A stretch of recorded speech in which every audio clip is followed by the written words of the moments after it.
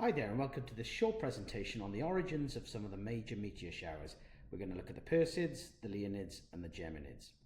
So the Perseids then, the origin of them is the trail left behind by comet Swift-Tuttle.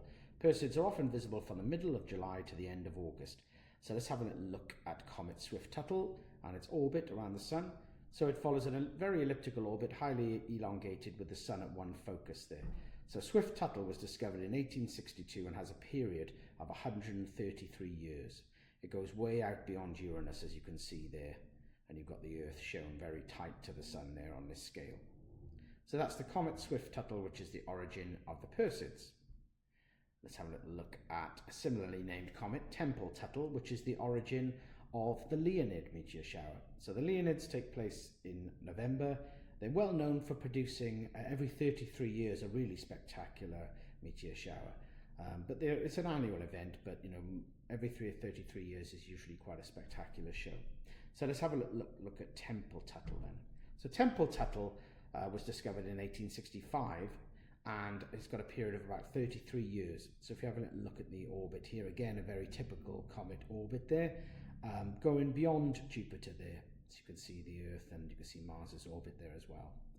So that's the origin there of the Leonids, Tempel-Tuttle.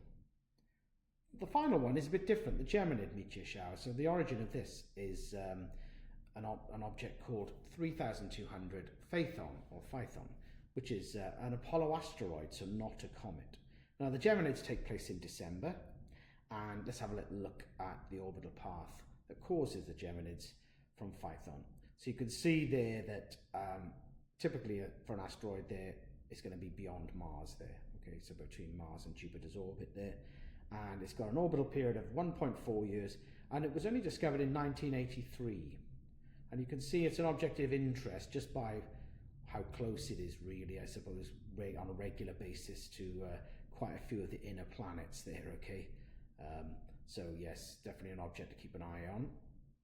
So I hope you enjoyed that short presentation about the origin of some of the meteor showers, the more famous ones.